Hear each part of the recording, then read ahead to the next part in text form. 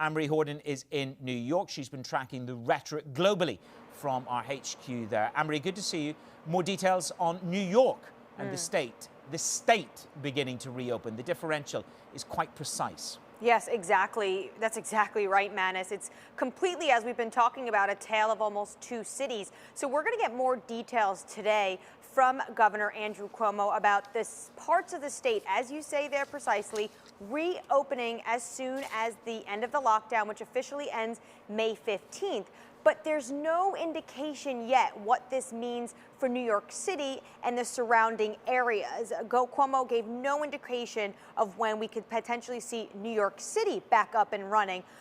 There was clear signs, though, of this flattening of the infection curve, other indicators showing that the virus outbreak nearing where it was at the start of the outbreak in March in New York City, of what Andrew Governor rightly called a hellish journey. New York on Sunday reported still devastatingly these death toll numbers, but one of the lowest numbers we have seen of 207 fatalities.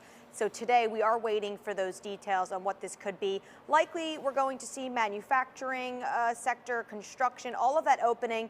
But Manus, as you rightfully point out, this is likely going to be just upstate in areas that have not been as hard hit as New York City and the tri-state area, which has been the epicenter of this pandemic in the United States. Yes, and then it is how you get everybody back to work in New York on a mass transit system. Of course, the U.S. news flow goes back to Washington and to the inner circle. Vice President Mike Pence has been self-isolating. The latest. It's a very tricky situation, and we see this impacting senior personnel of the White House. This weekend, Vice President Mike Pence did not attend meetings at the White House. He stayed away from the White House. One of his spokesmen did say that he'd be back at the White House today, Monday. But Manus, this comes as his spokeswoman, one of his aides, Katie Miller, was diagnosed with the virus. It's a tricky situation because she's also married to Stephen Miller, which is a top advisor to President Donald Trump. So this moves the potential for the coronavirus to impact more senior members of the administration. On top of that, Katie Miller is also the spokeswoman for the coronavirus task force. So following this positive coronavirus test result for her, we saw 3 health officials also take on isolation moves, including Dr. Anthony Fauci, which has been one of the main faces of the pandemic, leading the government response. What he called is taking on a moderate quarantine, given this news, and it just really shows that this is going to be a very precarious situation for the administration. They are trying to convince Americans it is safe to go back to work, safe to resume life as we knew it before the pandemic, but at the same time, we see the coronavirus moving ever more so closely to the West Wing and that inner circle of the administration.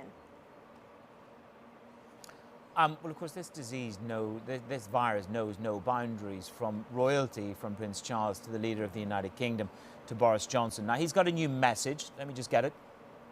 It's gone from stay at home. Hello, Mum, get this message. Gone from stay at home to stay alert. But there is some dissatisfaction and discordance, though, with the lack of progress and the lack of clarity in this messaging.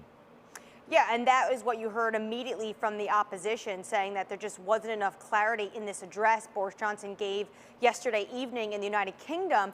There hopefully will be more details today. There's going to be a published plan of a 50-page document of the first careful steps. What we did hear from him yesterday was starting out with this reopening, including unlimited outdoor activities like golf and tennis, allowing people to drive to the beaches and the parks. He told people who cannot work from home, such as those in manufacturing and construction sectors, to return to work. But if you can work from home, stay put and I guess stay alert. For schools, Manus, just in England, though, we should note that, just in England, primary schools, potentially some children could go back to their desks by June, but for high schoolers, it's likely going to not be until September. Businesses will be giving guidance on how to make themselves COVID secure, so really everyone is waiting for that published document. But as you say, Manus, this has come under some pressure from labor unions, from the opposition on just what exactly the clarity is. But for the UK government, similar to governments around the world, there's this demand from some to really get people back to work, to get the economy back up and running at the same time. there's the health officials that are saying we need to be very careful to make sure we don't have a second wave. It's a tricky line for a lot of people, Manis.